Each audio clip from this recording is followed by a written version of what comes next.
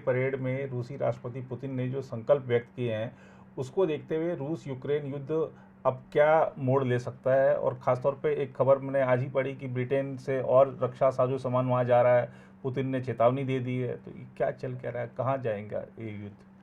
नीरज जी, दो चीजें आप देखिए इसमें। पहली बात, आपने कहा कि विक्ट्री डे परेड मना रहे थे, लेकिन इस बार इनको विक्ट्री कुछ दिखाने के लिए नहीं था। बिल्कुल, कोई साइज भी कम कर दिया था इन्होंने, साइज अपने आप ही कम कर दिया। यहां तक कि इस परेड में जो एरियल फ्लाई पास्ट होते थे जी, इसके हेप्टर्स के हेलीकॉप्टर और फाइटर्स के, वो नहीं कराए जी। दो चीजों से, एक तो ये था कि इनको डर था कि कहीं उसके आड़ में हमारे ऊपर कुछ हो नहीं जाए जी वहाँ पर। इसका मतलब कि रूस खुद लग रहा है उसको कि वहाँ तक इन्फ्लुएंस हो रखा है जी नाटो और बाकी लोगों का जी। अगर डर है तो इसका मतलब यही है जी। 26 लोकेशंस में, तकरीबन 9 इनके जो प्रांत हैं उनके 26 लोकेशन में उन्होंने इस बार परेड कैंसिल की नहीं की जी। तो उस लेवल पर नहीं था। और जैसा मैंने कहा कि विक्ट्री डे में कोई विक्ट्री दिखाने के लिए है नहीं, बखमुत में कुछ हो नहीं रहा है जी। वहीं के वहीं पड़े हैं, बल्कि न्यूज ये आ रही है कि 2 किलोमीटर यूक्रेन और आगे बढ़ गया है। बिल्कुल, बिल्कुल। कितना सही है गलत है वो तो बाद में आएगा।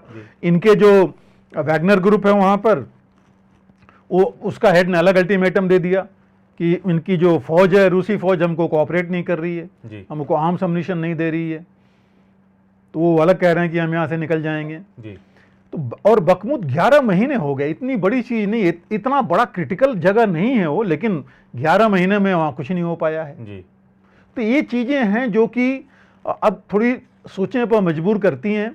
लगा तो ये था कि पुतिन जो है और आक्रामक होंगे।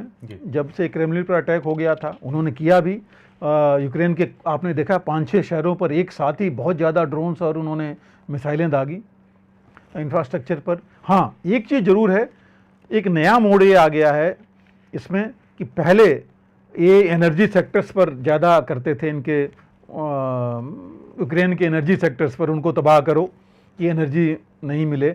अब इन्होंने इंफ्रास्ट्रक्चर और जो लॉजिस्टिक्स है वहाँ पर ज़्यादा अटैक करना शुरू कर दिया है जी, कि वो उसको रोका जाए। हालांकि इनको अगर ये करना था तो पहले करना चाहिए था, लेकिन वो नहीं कर पाए। दूसरी जो एक चीज़ और है कि अब करीब 2 महीनों से न्यूज आ रही है कि यूक्रेन काउंटर ऑफेंसिव करेगा जी। यूक्रेन सामान ले रहा है, यूक्रेन कहता है अभी भी हम काउंटर ऑफेंसिव करेंगे, लेकिन हम तैयार नहीं है अभी जी। आर्म्स अम्युनिशन वो ले रहे हैं। आर्म्स अम्युनिशन का जहां तक है, दे तो रहे हैं नाटो कंट्रीज, बट जितना ये चाहते हैं उतना इनको नहीं मिल रहा है। जेलेंस्की कई जगह जाके मांग करके आ गए हैं, कई जगह नाराज होके भी आ गए जी। हेलसिंकी गए थे, वहाँ नाराज होके आ गए क्योंकि जितना ये मांग रहे थे उनको मिल नहीं रहा था जी। कि और जो आ भी रहा है उसमें बड़ा क्लियर उस पर आ रहा है कि आप इसका इस्तेमाल यूक्रेन बॉर्डर्स पर करेंगे जी, बाहर नहीं करेंगे जी। रूस के अंदर एक ये भी उसके साथ आ रही है लिखित चीज, कंडीशन आ रही है। तो ये सब चीजें हैं जो कि प्रॉब्लम तो हैं दोनों जगह पर, लेकिन आगे है क्या एक्चुअली।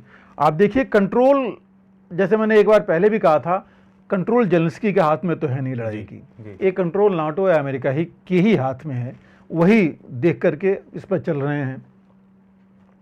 इनका स्टेटमेंट देखिए बिडेन का पिछले साल का या नाटो का भी, सबने यही बोला है कि will support them as long as it takes, मतलब जब तक ये चलेगा तब तक करेंगे। वो ये नहीं कह रहे हैं कि हम खत्म कराएंगे जी। किसी ने ये नहीं बोला कि हम युद्ध को खत्म कराना चाहते हैं जी।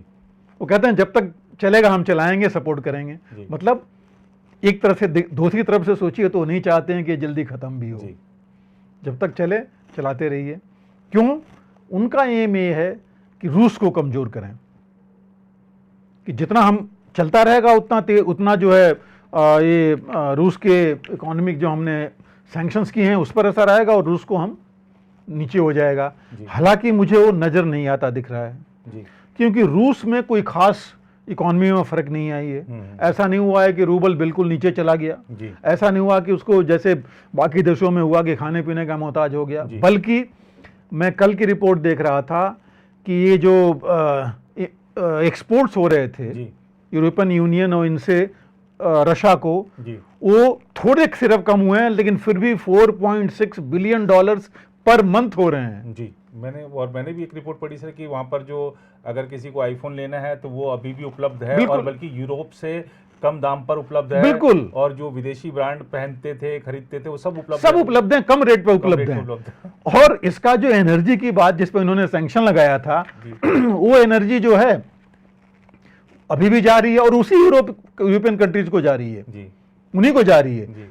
चेंज ये हुआ है, नुकसान मैं ये कहूंगा नाटो और यूरोप की हुआ है, क्योंकि पहले सारा जो एनर्जी का ट्रांसपोर्टेशन होता था जी, वो जो है इनकी ये तो सारा कंट्रोल करते थे नाटो, यूरोपियन यूनियन, मैं कहूंगा अमेरिका, सारे जो ये टैंकर्स थे इनके होते थे जी, और उन्हीं में ये आते थे।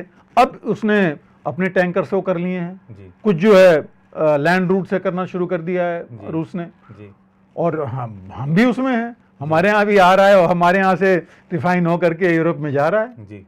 तो ये सारी चीजें होने लगी हैं। अमेरिका को फायदा है कि रेट्स बढ़ गए हैं, उसके यहाँ इतना, उसकी कंपनी तो मतलब पूछिए मत, एक्सॉन और शेल जो है वो तो डबल ट्रिपल प्रॉफिट्स में विंडफॉल टैक्स लेके, हम तो मतलब तेल का उत्पादन नहीं करते, उसके बावजूद पूरा यूरोप को दे रहे हैं। बिल्कुल जी। तो इससे तो कोई फर्क पड़ा नहीं है जी। तो मुझे नहीं लगता कि इतना ज्यादा सैंक्शंस का फर्क रूस पर पड़ा है। हाँ, कुछ क्रिटिकल रॉ मटेरियल्स पर हो सकता है जी, जिसका मुझे लग रहा है कि रूस ने जरूर उसके लिए कोई ना कोई बंदोबस्त किया होगा।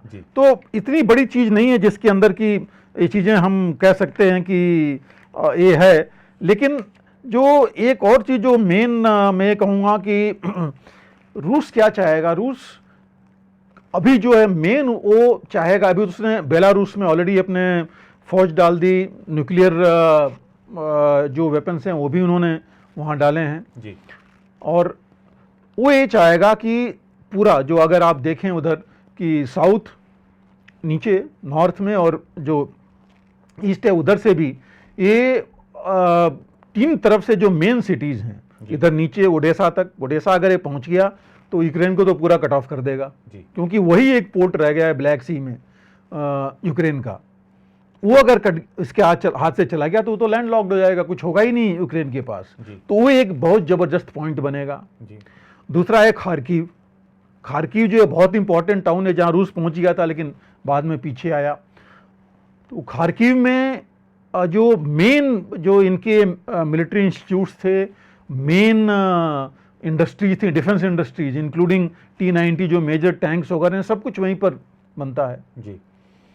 खेरसॉन, तो ये तीन जो मेजर वो हैं, डोनेस्क रीजन और डॉनबास रीजन को ये पूरा कंट्रोल में करना चाहेगा रूस जी। लेकिन वो करने के लिए उसको काफ़ी कुछ करना पड़ेगा अपने आप, क्योंकि हथियार तो ये नहीं है कि कमी हो गई है, आ रहा है वो भी कहीं ना कहीं से अपना वो कर रहा है। अभी पिछले महीने आपने देखा कि उनके सरगेई जो रक्षा मंत्री हैं और जो मेदवेदेव जो उनके वो थे पूर्व राष्ट्रपति, जो भी सिक्योरिटी काउंसिल के हेड हैं, सबने बोला कि हमने डबल कर दिया है अपनी जो डिफेंस प्रोडक्शन है जी। तो अगर डबल कर दिया है तो नेचुरली उनके पास उतनी बढ़ जाएगी अब जो रक्षा सामान है जिसका इस्तेमाल वो कर सकते हैं। क्रीमिया पर नाटो और यूक्रेन बहुत जोर दे रहे हैं, वो रसा पर जानबूझ कर एक प्रेशर बनाया जा रहा है जी। और हो सकता है वैगनर ग्रुप की तरफ से भी ये प्रेशर बनाया जा रहा है रूस के ऊपर कि वो अपने जो फोर्सेज हैं और रक्षा का जो भी ये साजो सामान है उसको डिसिपेट करे, मतलब फैला दे जी। जब वो फैला देगा तो इनको मौका मिल जाएगा कहीं ना कहीं वीकनेस देख करके अटैक करने का जी। वो तो ये देख ही रहे हैं कहाँ पर क्या जा रहा है। तो ये कुछ चीज़ें हैं, हालांकि आप देखिए नुकसान भी बहुत हुआ है। आपको पता है कि जो मेन बैटल शिप थी इनकी ब्लैक सी में, वो डुबा दी गई जी। वहाँ पर जो ये ब्रिज था उस पर अटैक हुआ, इनके पेट्रोलियम इंस्टॉलेशन पर अटैक हुआ। तो ये सब चीज़ें हुई हैं, इनके कुछ मिसाइलें और कुछ एयरक्राफ्ट भी मार गिराए गए। तो लेकिन वो बहुत बड़ी बात नहीं, क्योंकि तो चलता रहता है। दूसरी चीज़ बहुत इंपॉर्टेंट ये देखनी है कि लड़ाई में डिफेंस एक आसान पोस्चर है जी। क्योंकि आप बैठे हैं, आप अपने अब सब कुछ ले करके बैठे हुए हैं, आप डिग कर लिए हैं, साजो सामान सारा आपके आसपास से आपने इकट्ठा कर लिया, आपके पास आ जाएगा। लेकिन जब ऑफेंसिव में आप जाते हैं वो थोड़ा मुश्किल है, क्योंकि वहाँ जाना, फिर आपका जो लॉजिस्टिक्स है वो सामान आना, क्योंकि खर्च हो रहा है लेकिन तुरंत आपके पास कुछ नहीं है। आप चूंकि आगे बढ़ रहे हैं तो आप ज़्यादा वल्नरेबल हैं, दुश्मन कहीं से भी आपके ऊपर आकर के हमला कर सकता है जी। तो और दूसरी चीज़ ये कही जाती है कि जो अटैक में अगर आप करने जाते हैं तो कम से कम 1:6 का रेशियो रखिए। पहले 3-4 बोला जाता था, 3-4 भी उसमें है, क्योंकि इतनी ज़्यादा हथियार और गोला बारूद हो गए आप कर सकते हैं, बट फिर भी वो चाहिए।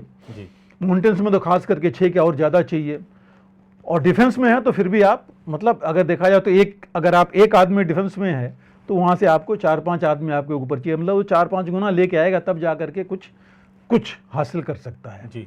तो ये एक चीज़ बहुत है, इसके लिए ही यूक्रेन को भी अगर यूक्रेन ने अगर अटैक करना है तो उसको अपनी क्षमता तो बढ़ानी पड़ेगी, मैन पावर से लेके बाकी सब कुछ जी। अब यूक्रेन की हालत देखिए आप, जो हम लोग बात कर रहे हैं कि यूक्रेन की है क्या, अभी 4 करोड़ में से 2 करोड़ तो इधर उधर ही हैं, 1 करोड़ बाहर निकल गए, 1 करोड़ डिस्प्लेस्ड हैं, इतनी लोग मरे भी हैं इनके, तो बहुत उनके पास ही मैन पावर बहुत ज़्यादा नहीं है जी।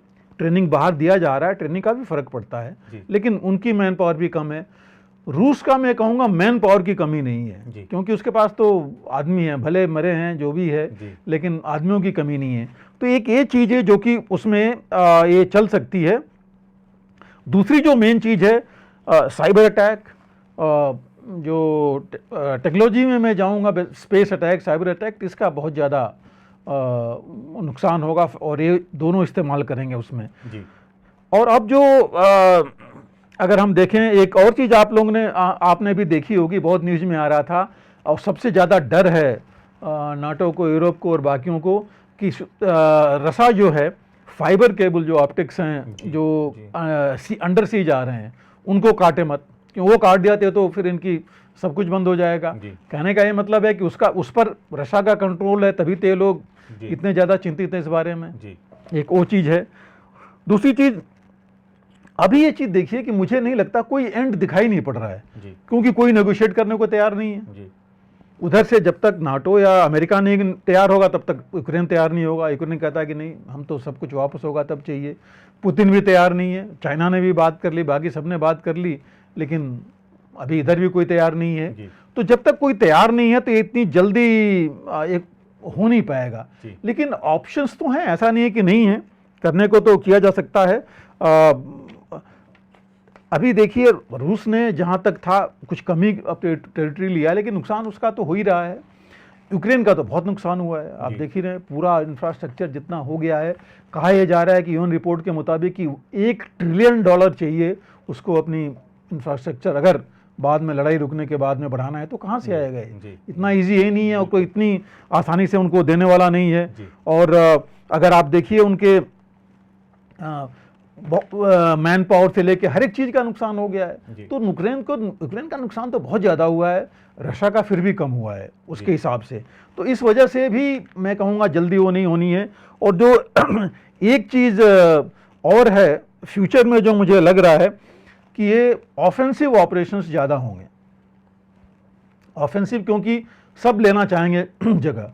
दूसरी जो चीज़ फ्यूचर की एक और जो मुझे नज़र आती है, हो क्या सकता है अगर आप सिनेरियो देखें, स्टेलमेट, कोई कुछ नहीं, जो जहाँ पर है वही है जी।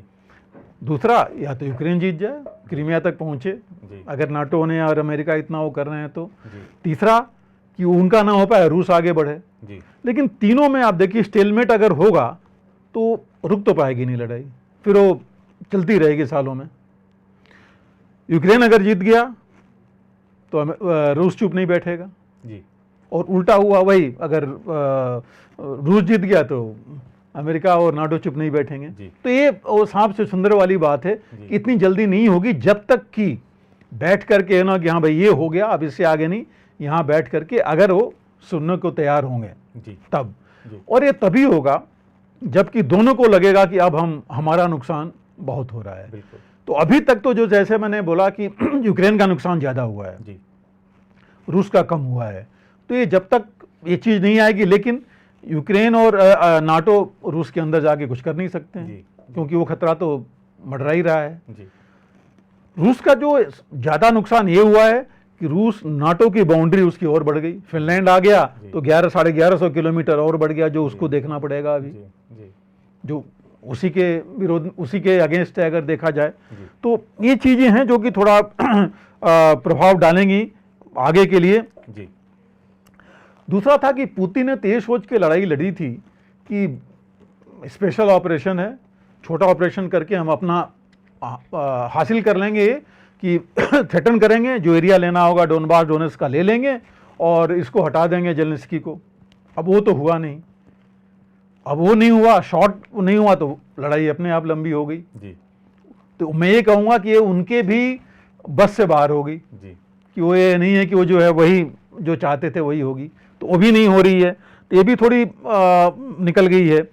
और दूसरा मुझे ये लग रहा है कि ये भी चाहते होंगे पुतिन कि एक वॉर फटीग नाटो के ऊपर आ जाए, क्योंकि देखिए नाटो बहुत परेशान है, आपको पता है सारे देश परेशान है, इन्फ्लेशन इतना बढ़ गया है, इतना ज़्यादा पैसा उनको खर्चा करना पड़ रहा है डिफेंस के ऊपर, और डबल ट्रिपल कर रहे हैं वो, मतलब फॉरेन मार्केट इतने बढ़ गए हैं।